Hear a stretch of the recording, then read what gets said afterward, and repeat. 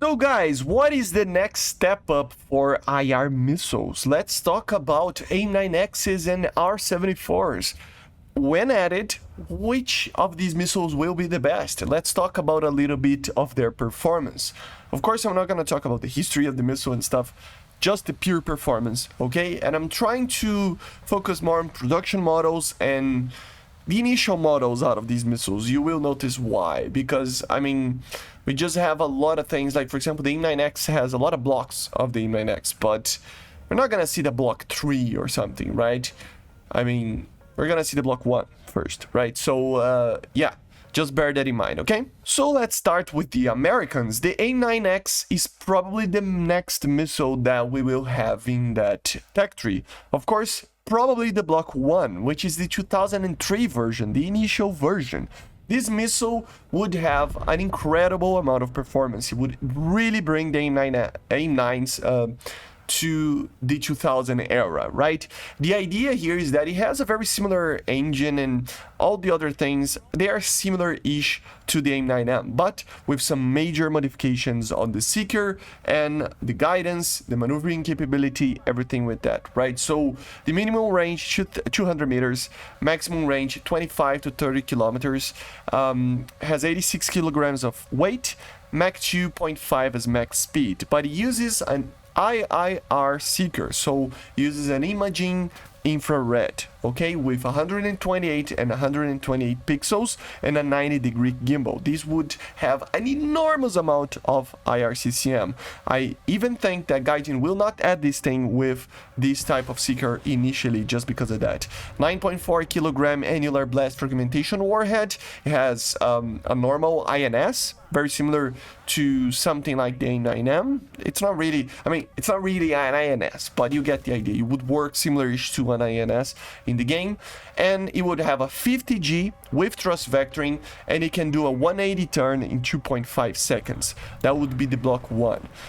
Why aren't we talking about block 2, for example? So, for example, the block 2 could actually take more range doing loft. Yes, it can actually do a lock-on after the launch with data link. So it would be the same missile, but with data link being able to do a lock-on after launch and lofting, right? So I would imagine that they will take a little bit more time to add the block 2 and onwards, right? But the block 1 is already a big step up from what we have in the game. And if Gaijin adds the imaging seeker being dual IRCCM, you know, FOV and, you know, seeker, turning off the seeker, it would be pretty okay to have this missile right now, kinda, okay?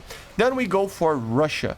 Russia similarly, I mean, they had the R-73M, but it never saw production. So let's talk about the R-74M. So this would be a version from 2015, okay? And it would have basically an improved IRCCM from the R-73M.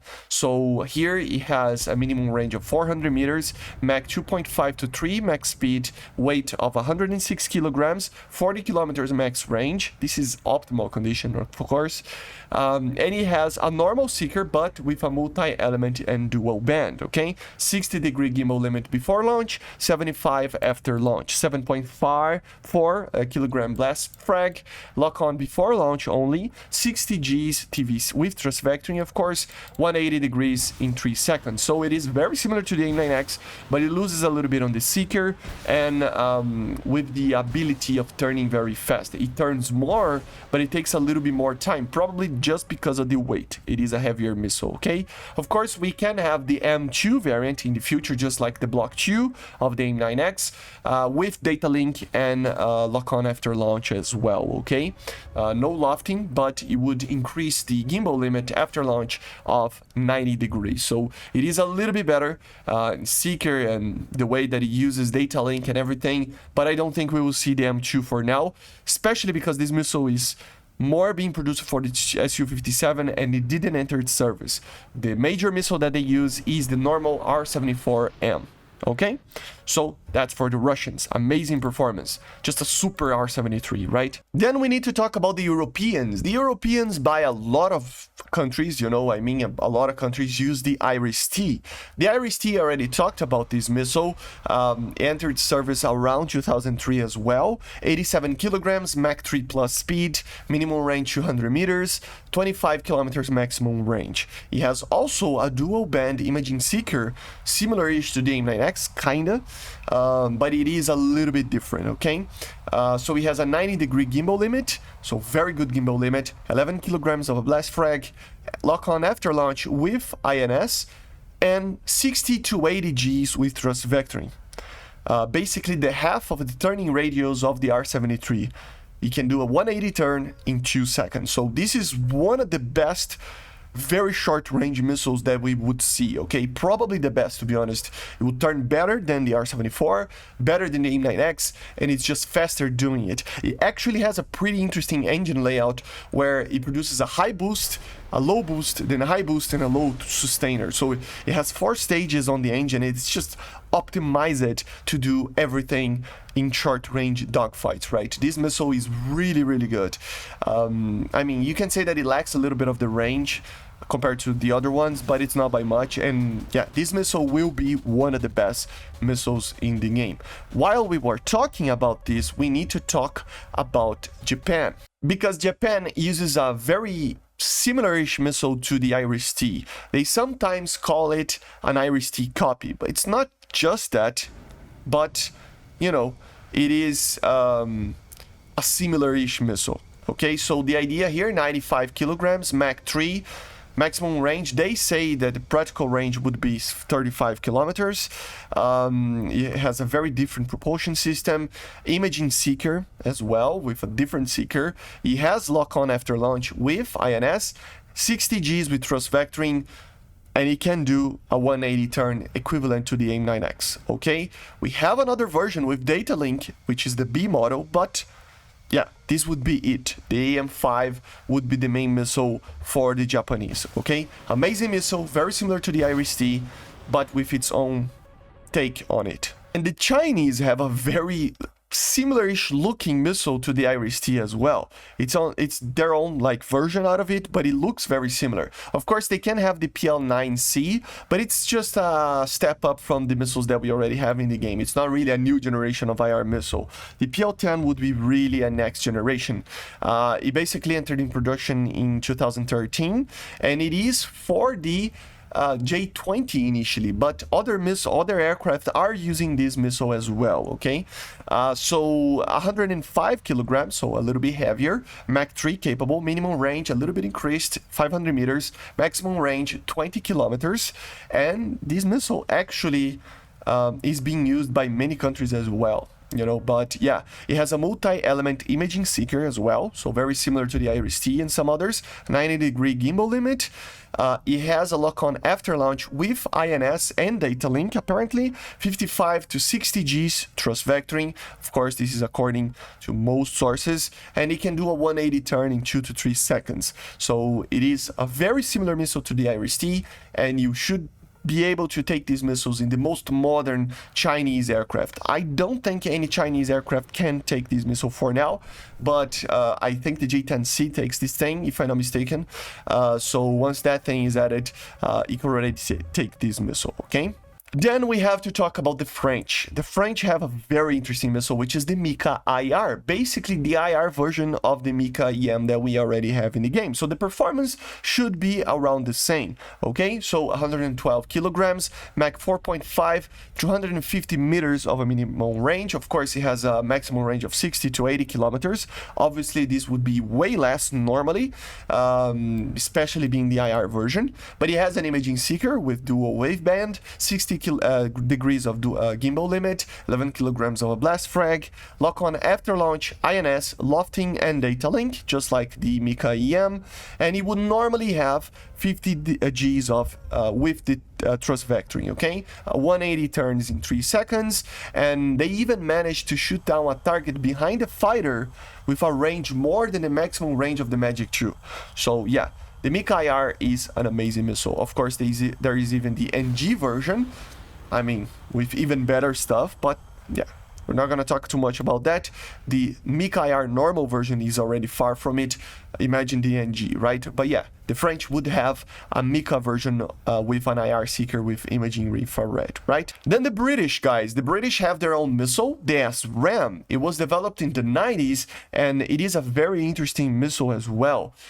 He has 88 kilograms of a weight, Mach 3 plus, 200 meters of a minimal range, 50 kilometers of a maximum range. The propulsion is a normal one, low smoke, so that's very interesting. Imaging seeker, similar-ish to the 9X, right? 90-degree gimbal limit, 128 by 128 pixels, 10 kilogram blast, and lock-on after launch INS. And some sources claim that it can do some form of lofting, okay? 50G dual plane, and yeah, it can do a 180, stuff like that. It is a pretty good missile. Of course, there is even a Block 6. This would be the Block 1. There is a Block 6 version. Not gonna talk too much about it. It would be an improved version. But yeah, Block 1 would be the one that we would receive, right? Of course, for the Israelis, we can have 2 missiles. Probably the PYTHON-4 would be the first one to be added. But also, later, we can have the PYTHON-5. So the PYTHON-4 would have 105 kilograms, Mach 4, 400 meters of minimum range, 30 kilometers of a maximum range. It has a boost sustainer motor, of course, a multi-element sticker, so dual band, 60 degrees gimbal limit and 90 degrees after the launch. 11 kilograms of a blast frag, lock on before launch only, maybe has some form of INS.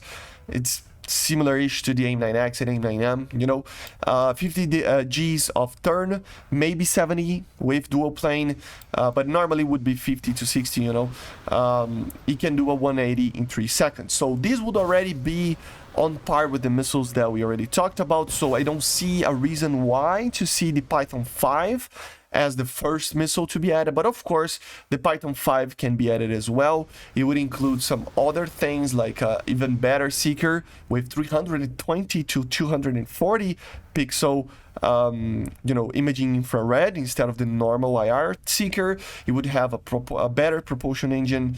Oh no, it's the same, sorry. But yeah, in a general sense, better seeker with lofting and everything.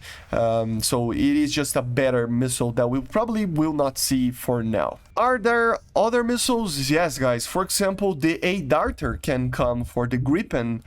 For the British, right? The South African Gripen, that would be an interesting missile to have there if they want that aircraft to be a top dog for the long time, right?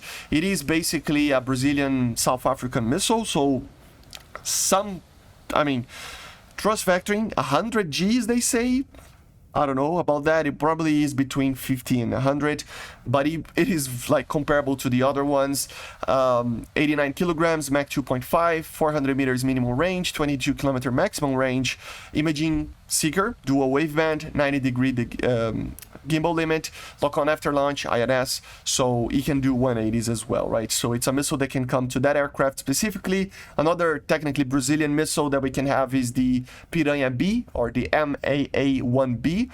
This would be a missile that it's on par with the other ones. It can be used by many aircraft in the Brazilian Air Force. 88 kilograms, Mach 2.5, minimum range of 500 meters, 18 kilometers maximum range, 6-second booster, so it has just a normal booster, dual waveband, 70 degrees gimbal limit, 90 degrees after launch, 12 kilograms blast frag, lock on before launch, so it's a more simple missile. It's a 90s missile. I think it was started to be developed, but it entered in service in like 2013. It has a 60G without thrust vectoring, which is amazing, and you can do 180s as well, 3 to 4 seconds. It would take a little bit more time because it doesn't have thrust vectoring, right? And yeah, it's a very advanced missile, a little bit behind some of the others, but it's still a missile that can be added. That would be very cool. That technically can be added, for example, for the AMX, right? So yeah, for aircraft that we have. There are other missiles, guys, that I'm not gonna mention too much. More advanced missiles that we talked about, like I said, missiles like, for example, for Taiwan, like the TC-1, the Turkish missile, what is it called? I forgot the name. The Indian missile, the Astra IR as well, can be added. I mean, we still don't have aircraft that can take it, but still. And the Turkish Bozdogan, I think it's I don't know how to pronounce that. So some missiles like that can be added, but we need aircraft to be added with, right? So I didn't add it to the list because of that. But these are the missiles that will probably be the next step up from the missiles that we have in the game. Of course, I can even include here missiles like a better version of the R-27ET. Yeah, better seekers were made to those missiles, right? So yeah, it could actually take a seeker that can have you know, a way better IRCCM, for example, so that it can actually work better. So in a general sense, it would there are plenty of missiles out there that can be added. Of course, the majority of them would be the ones that I already mentioned, okay? But yeah, I see you guys on the next one. Make sure to subscribe, leave it in the comments what is all of them all the missile that you are most excited about when it's added, and I see you guys on the next one. Bye guys, see ya.